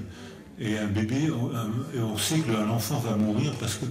Et je vous affirme que dans ma mémoire, j'ai dégringolé les marches du cuirassé Potemkin. Et j'ai été revoir la synagogue de Bordeaux, 3 petites marches. Alors comment expliquer ça? C'est que émotionnellement, pour moi, c'était le cuirassé Potemkin. Donc dans le réel, il y avait 3 petites marches, mais dans mon émotion réelle aussi, c'était le cuirassé Potemkin. Et j'ai rassemblé ces deux. Alors, ce qui est encore plus troublant, je n'avais pas de preuve de mon évasion, parce que j'avais 6 ans et demi, et que je ne connaissais pas les noms des gens, et puis donc je ne pouvais pas les retrouver, je ne connaissais pas leurs noms. Et un jour, j'écris un de mes premiers livres, et je suis invité à FR3 Aquitaine. Et une dame téléphone à FR3 Aquitaine, et elle dit, est-ce que ça ne serait pas le petit Boris que j'aurais aidé à s'évader? Et elle laisse son numéro de téléphone et son adresse au journaliste. Donc en sortant, je téléphone à cette dame, je prends un taxi, je la vois, c'était Madame Descoubès, il faut dire le nom de ces gens-là, hein. C'était Madame Descoubès, et elle était infirmière de la Croix-Rouge, et effectivement, quand je suis sorti de la synagogue, j'étais tout seul à 6h30, j'aurais pas été loin, hein. Donc j'étais tout seul, elle me voit et elle me fait signe, et je plonge sous le corps d'une dame en train de mourir, que je retrouvais aussi. Et j'ai maintenant établi des relations amicales avec son fils et sa petite fille. Et donc maintenant j'ai les preuves de mon évasion. Mais pendant des années, je ne les avais pas. Je racontais un récit fou. 6h30, tu t'es évadé à 6h30. Qu'est-ce que tu racontes? Donc maintenant, j'ai les preuves. Alors je lui dis, oh, madame, on s'est retrouvés avec une intimité, comme si on avait été amis tout le temps. On s'est fait la bise, on a bavardé, pas d'emphase, c'était simple, c'était gai. Et je dis, vous savez, madame, elle avait les cheveux blancs, elle devait avoir, on va dire 82 ans, j'en sais rien, mais enfin peut-être comme ça. Et je lui dis, vous savez, madame, quand vous étiez infirmière, j'avais 6 ans et demi, je vous courtisais un petit peu. Hein. Alors elle rit, et je lui dis, vous savez, je vous trouvais très belle avec vos cheveux blancs. Elle se lève, elle ne dit pas un mot, elle va chercher un cadre, une photo d'elle en infirmière de la Croix-Rouge, avec les cheveux noirs comme un corbeau. Alors, comment c'est possible? Alors que dans ma mémoire, je vous promets qu'elle avait les cheveux blonds. Alors maintenant, vous jouerez avec ça en famille, c'est un jeu dangereux, il faut faire attention, hein, parce que dans les fratries, dans les frères-sœurs, on n'a jamais les mêmes parents. Hein, dans les frères-sœurs, on ne raconte pas les mêmes souvenirs de ses parents. Il y en a un qui dit, oh là là, notre père, qu'est-ce qu'il était sévère, et l'autre qui raconte, qu'est-ce que tu racontes, il nous pardonnait et tout. Les deux ont raison, mais c'est pas la même mémoire. Les deux ont raison, c'est pas les mêmes interactions. Alors je peux continuer comme ça. Alors en revanche, j'ai retrouvé la mémoire traumatique. Le centre est hyper précis, gravé, biologiquement imprégné, au sens biologique du terme, imprégné dans la mémoire. Et le contour est flou, et là on peut remanier, on peut s'arranger, on ment pas, on s'arrange.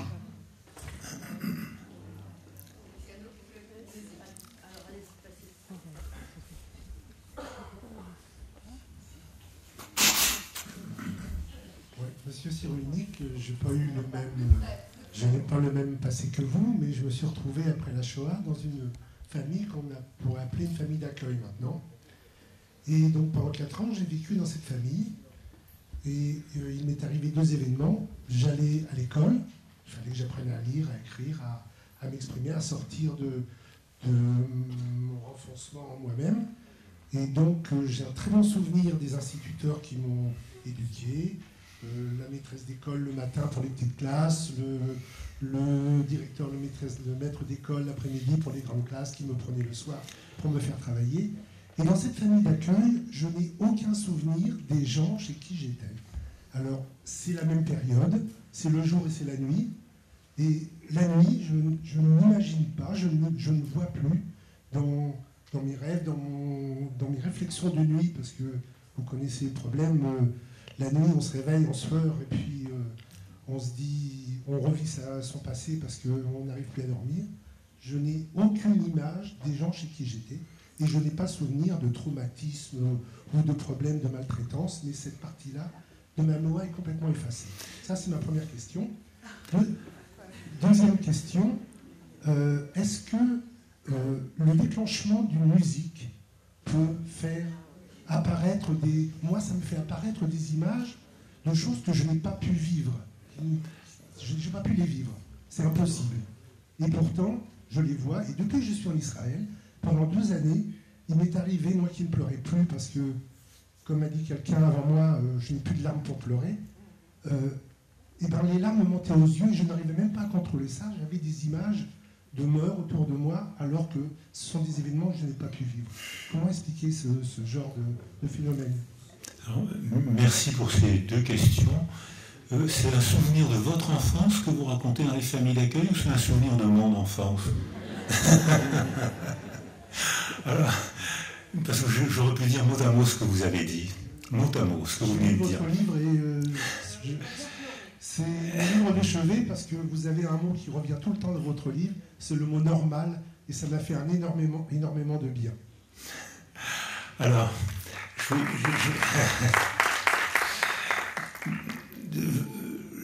que vous avez raconté, je savais que vous me poseriez cette question ce soir, donc il y a 3 semaines j'étais à Bordeaux, et j'avais prévu la réponse pour ce soir.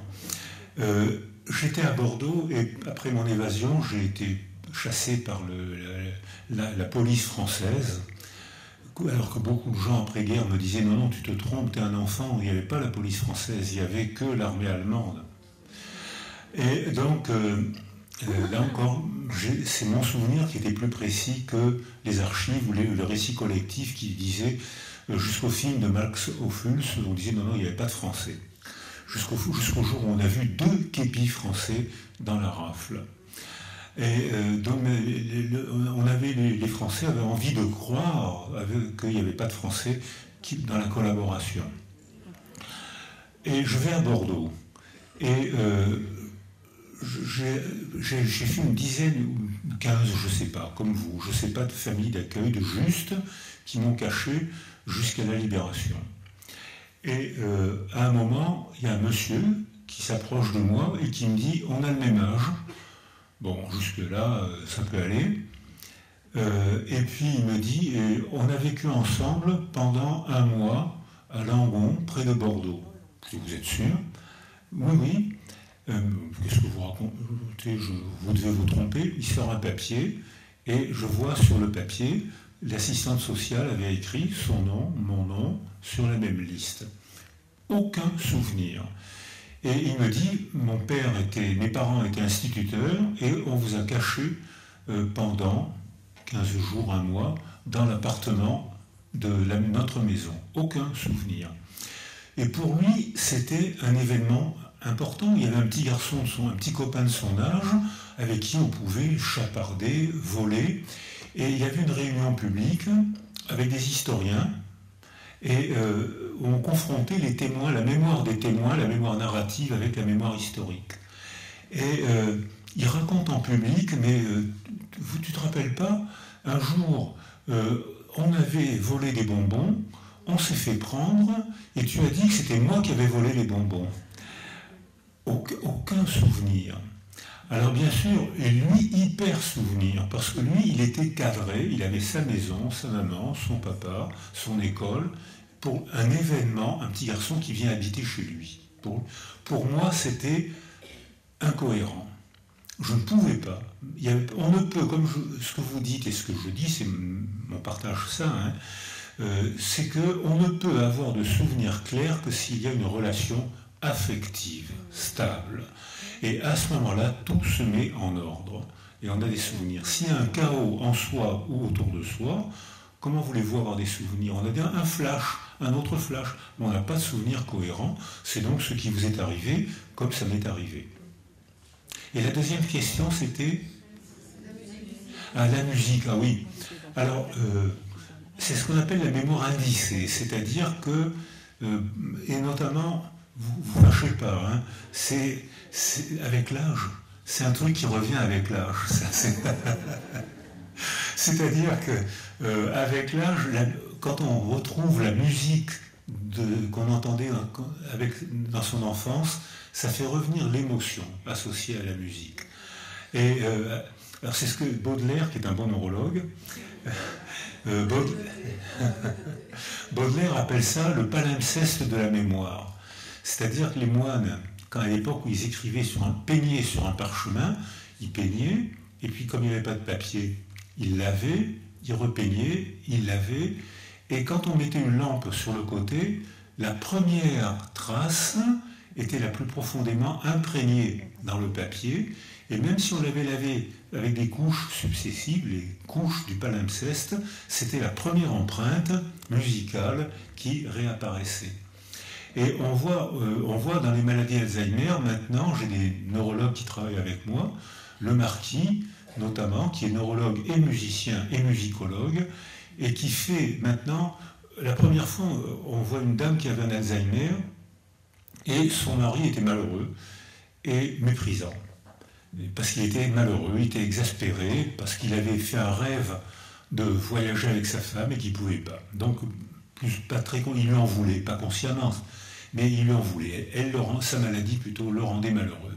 Donc il lui parlait mal, il l'a houspillé, et ça a aggravé bien sûr tout le malaise de cette dame. Et puis un jour on passe, quel est, monsieur, quand elle avait 15 ou 20 ans, quelle était la musique à la mode? On cherche et on voit j'ai deux amours, mon pays et Paris. Et on demande au mari d'acheter le DVD. Il passe le DVD et la maladie d'Alzheimer, la malade, chante toute la chanson avec les mots. Mémoire indicée.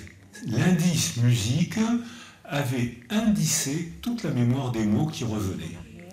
Et ça, je crois que ça le fait pour tout le monde, hein, c'est-à-dire qu'il y a une mémoire musicale imprégnée, et d'ailleurs, on se rappelle l'air. Hein, très souvent, on se rappelle les chansons, musique et paroles. On se rappelle la musique, on ne se rappelle pas les paroles, sauf les paroles imprégnées et qui reviennent dans les paroles apprises, les récits. On a la mémoire de nos camarades de classe quand on avait 10 ans ou 12 ans. On n'a pas la mémoire des gens qu'on a vus ces dernières années.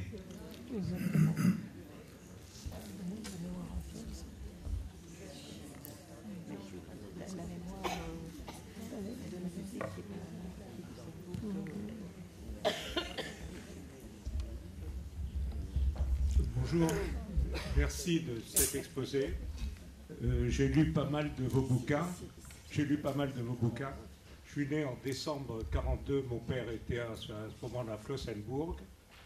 Il a été libéré à Buchenwald. J'ai rien de toute cette période.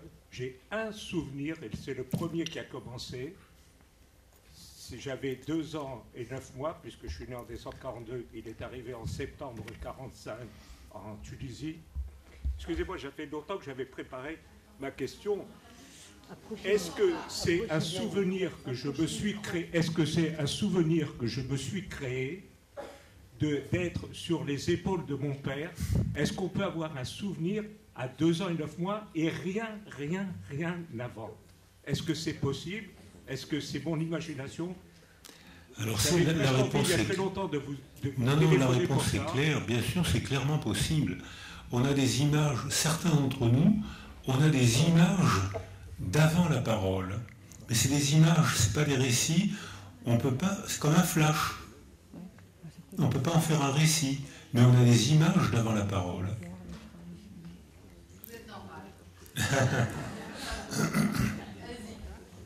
Allez-y. J'ai une question que je me pose. Je suis un enfant caché et ma maman m'a amené quelque part quand j'avais 4 ans. Je ne me souviens de rien. J'ai ce fameux trou de mémoire comme monsieur l'a expliqué. Seulement, ces gens chez qui j'étais, je sais qu'ils étaient gentils avec moi. Parce que quelques bribes de souvenirs que j'étais pris dans les bras par cette dame, mais à part ça, rien. Est-ce que c'est normal ou c'est ma mémoire qui on a tous peur de ne pas être normal. Et pourtant, qu'est-ce que c'est coûteux d'être normal alors? Ça coûte cher d'être normal, vous savez. Être normal, c'est une amputation de la personnalité. Mais bien, et oui, je suis désolé de vous dire que c'est normal. Je suis malheureux, je suis désolé pour vous, mais c'est normal. Parce que de toute façon, parmi les milliards d'informations qui nous entourent depuis qu'on est au monde, on ne retient presque rien. Et ce presque rien nous constitue. C'est notre identité narrative. Je suis celui qui... Je me rappelle, si j'étais sur les épaules de mon père, je me rappelle un flash. Et petit à petit, avec une image par-ci, une situation par-là, on peut faire un récit de ce qui nous est arrivé. Mais pour faire un récit, il faut avoir une représentation du temps. Et les enfants n'ont une représentation du temps que vers l'âge de 4 à 6 ans, pas avant. C'est-à-dire que jusqu'à 4 ans, on a des flashs d'images, comme vous l'avez dit, des flashs, mais pas intégrés dans un récit. Et après, on peut récupérer ces flashs et les utiliser pour alimenter un récit. Mais non, c'est... Est-ce qu'il y a moyen, par hypnotisme, de revenir en arrière? Une dernière question là-bas. Pardon. Par hypnotisme, est-ce qu'il y a moyen de se retrouver un petit peu à cette époque? Par hypnotisme. Par hypnotisme, en se faisant hypnotiser. Ah, par hypnose? Oui. Alors, ma réponse va être claire, c'est oui et non.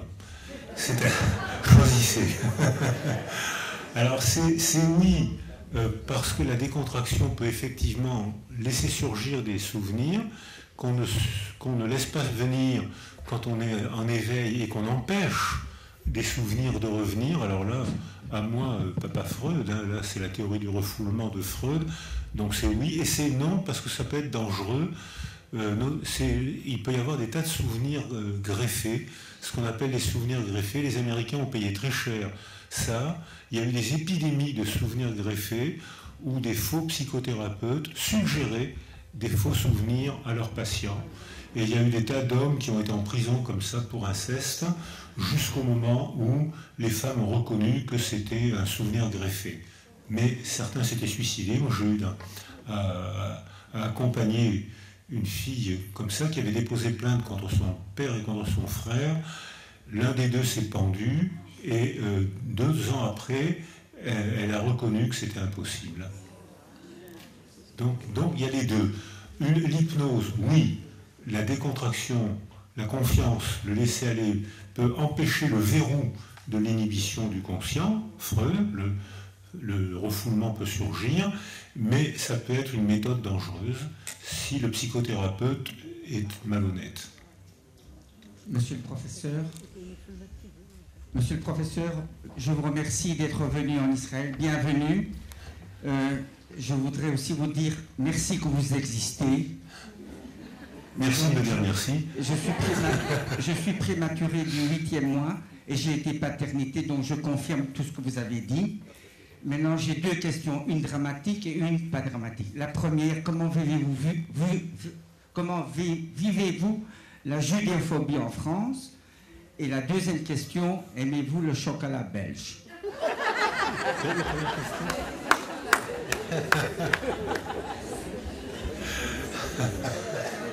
Et après la question.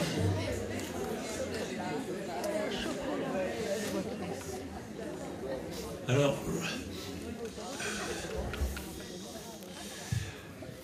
moi je n'emploie pas l'expression judéophobie, j'emploie tout simplement l'expression de antisémitisme ou anti-judaïsme, j'emploie pas. Alors, comme nous tous, je n'ai connu que ça, pendant la guerre, après la guerre, et maintenant ça revient. Mais en France, il y a actuellement Dieudonné qui se sert du sionisme pour exprimer son antisémitisme. Mais j'ai appris hier soir que depuis que Dieudonné rassemblait des gens autour de son antisémitisme masqué par l'antisionisme, il y avait beaucoup de juifs français se sentent mal à l'aise en France et viennent de plus en plus en Israël. Et il y a un nombre croissant de juifs français qui arrivent en Israël. D'où j'en conclus que Dieudonné est un agent sioniste.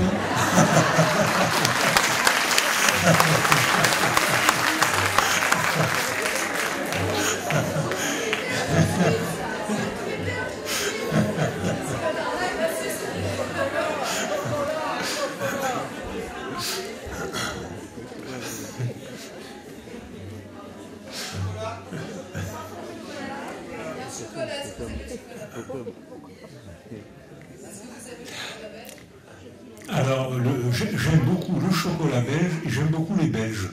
Alors, ils me surestiment terriblement, ils m'ont fait 2 fois honoris causa.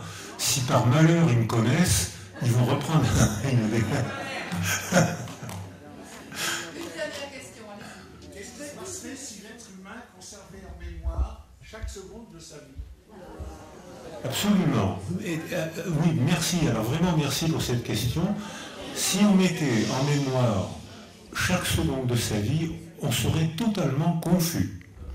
On ne peut voir le monde que si on le réduit.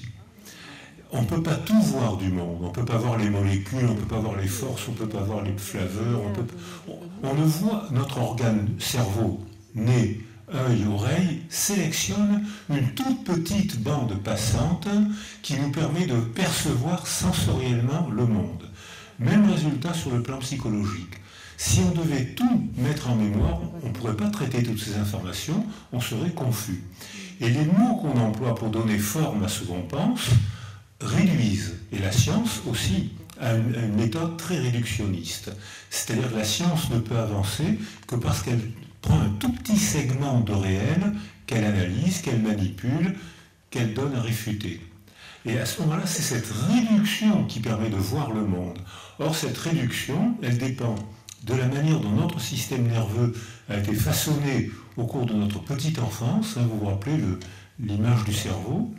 Donc, c'est une réduction, dépend de la manière dont on a des quelques souvenirs avec lesquels on va agencer une représentation de soi, c'est une autre réduction, et dépend de la manière dont notre culture parle de ce qui nous est arrivé, c'est une troisième réduction. Et c'est grâce à toutes ces réductions qu'on donne forme au monde qu'on croit percevoir, alors qu'en fait on n'a fait que sélectionner des informations sensorielles, affectives, culturelles.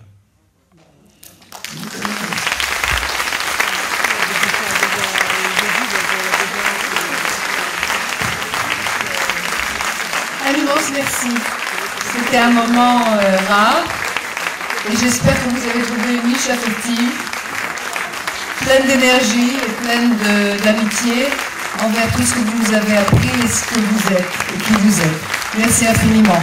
On va vous demander d'avoir la gentillesse de signer quelques-uns de vos ouvrages parce que je crois qu'il y a pas mal de gens qui ont envie de vous approcher. Bonsoir à tous et n'oubliez pas nos prochains rendez-vous. Ouais, c'est ça.